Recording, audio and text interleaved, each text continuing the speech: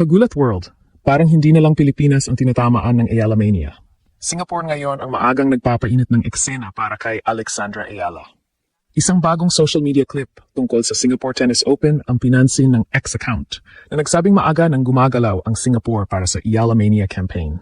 At hindi basta fan-made phrase ang salitang iyon. Mismong Singapore Tennis Open ang gumamit ng get ready to be part of Ayala Mania at the Kalang.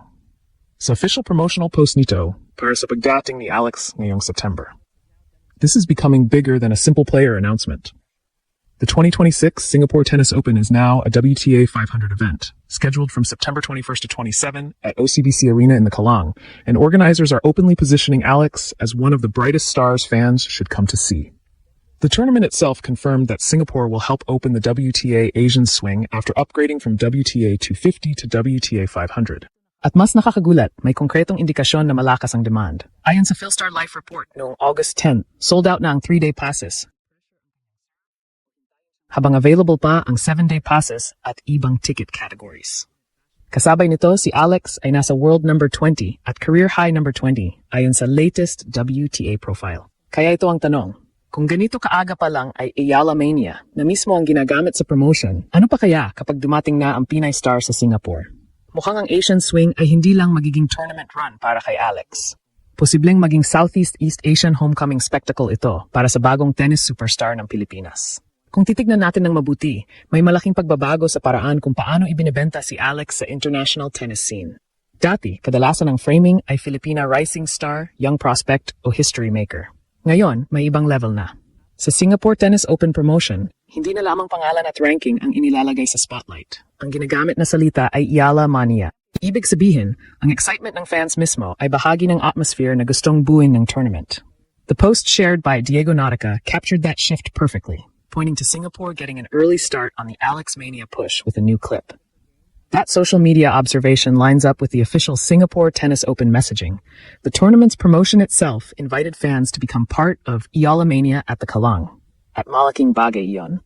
Dahil kapag ang mismong organizer ng isang international tournament ay nagsisimulang gumawa ng identity sa paligid ng isang player at ng kanyang fan following, malinaw na nakikita nila ang halaga niya hindi lamang bilang competitor, kundi bilang crowd attraction.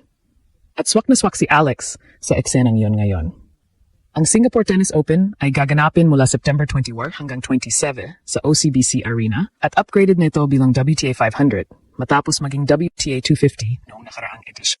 Ayon mismo sa The Kalang, ito ang Southeast Asia's only WTA 500 event at magsisilbing opening ng WTA Asian Swing. May 28-player singles draw, 16-team doubles draw, at humigit kumulang $1.2 million prize pool. Kaya hindi ito simpleng regional exhibition. Malaking WTA tournament ito. And Alex is arriving with far more status than when Singapore first announced her participation. In the tournament's June 30th announcement, she was still listed as world number 32. Now the official WTA profile lists Alex at a career-high world number 20. At bakit biglang lumakas ng ganito ang pangalan niya? Isang malaking dahilan ang nangyari sa Washington. Nanalo si Alex ng kanyang unang WTA Tour level singles title matapos talunin si Jessica Pegula sa final 4-6, 6-4, 6-0. Ayon sa Reuters, naging kauna-unahang player mula Pilipinas si Alex na nakakuha ng WTA Tour level singles crown. Imagine the difference. Noong unang inanunsyo ng Singapore ang kanyang participation, isa siyang rising Filipina star. Ngayon, WTA champion na, top 20. At dala niya ang momentum ng isang season na naglagay sa pangalan niya sa international spotlight. May ebidensya rin tayo kung gaano kalakas ang hatak ni Alex sa live audience. Sa Washington, sinabi ng tournament director na napakalaking bahagi ng ticketing inquiries bago ang event ay tungkol sa kung kailan maglalaro si Alex. The Guardian reported his estimate that at least 80% of the ticketing team's requests were asking about Alex's schedule. Mga kaginulat, isipin ninyo ngayon ang Singapore. Mas malapit sa Pilipinas.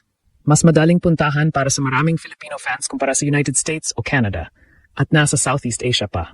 This is why the phrase Ayala Mania in Asia suddenly carries much more weight. Hindi na ito simpleng hype na galing lang sa Filipino fan.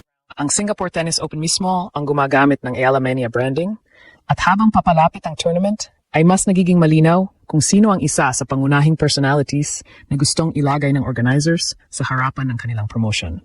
At tingnan ninyo ang ticket situation. Sa report noong August 10, mahigit isang buwan bago magsimula ang main tournament, sold out ng 3-day passes. Hindi ibig sabihin nito na sold out na ang buong tournament. May 7-day passes, single-day tickets at session tickets pang available noon. But the early demand is real.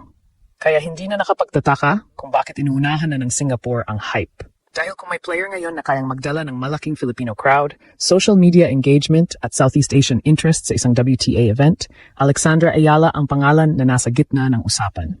Pero may isa pang dahilan kung bakit special ang Singapore stop na ito. Personal ang koneksyon ni Alex sa lugar.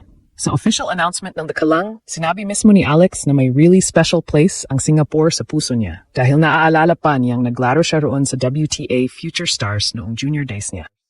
Sinabi rin niyang lagi niyang nagugustuhan maglaro sa Singapore dahil malapit ito sa home at masaya siya magkaroon ng WTA 500 events sa Southeast Asia. This makes the story almost perfectly circular. Isang batang Alex ang dating pumunta sa Singapore para makipagsabayan bilang junior. Ngayon babalik siya roon bilang highest-ranked Filipino player in WTA history, WTA champion at world number 20. Mga kaginulat, napakalakas na story nito. Hindi kailangan gumawa ng artificial narrative ang organizers. Nandoon na ang kuwento, from junior prospect to global tennis attraction. At dito pumapasok ang bagong promotional clip at ang paggamit ng Ayala Mania branding. Kapag ang tournament ay ginagamit na ang fandom mismo bilang selling point, hindi na lang ito tungkol sa forehand, serve, backhand, or ranking points. It's about the entire experience. Crowds, flags, chants, Filipino supporters, social media videos, and the feeling that something special is happening whenever Alex walks on. May measurable scene na rin ng appetite na iyon. Philstar Life reported noong August 10 na sold out na ang 3-day passes. Again, hindi ibig sabihin na ubos na lahat ng tickets dahil may iba pang ticket categories na available. Pero ipinapakita nitong may mga fans na willing nang mag-commit na maaga bago pang dumating si Alex sa Singapore. At hindi rin basta maliit na platform ang naghihintay sa kanya. Ang Singapore Tennis Open ngayon ay WTA 500, kasama sa mas mataas na tier ng women's professional tennis. The Kalang says the upgraded tournament is among a select group of WTA 500 events globally, and its sponsor lineup includes major international brands such as Mercedes-Benz and ASICS. Meanwhile, habang pinapainit na ng Singapore ang Ayala Mania campaign, si Alex ay nasa gitna pa ng kanyang North American swing. At pati Cincinnati ay kita na ang star power. The official Cincinnati Open website is already highlighting Alex's remarkable rise, introducing her Cincinnati debut as a top 20 player and the number 17 seed at the WTA 1000 event. The tournament even described how she has gone from humble beginnings in the Philippines to global stardom. Iyan ang mas malaking picture. Hindi lang Singapore ang nakakakita. Hindi lang Pilipinas, hindi lang Filipino social media. Different tournaments are now recognizing that Alex comes with a story and a following. At kapag dumating na ang September, doon natin makikita kung gaano kalakas ang magiging epekto nito sa Asia. Singapore is uniquely positioned for it.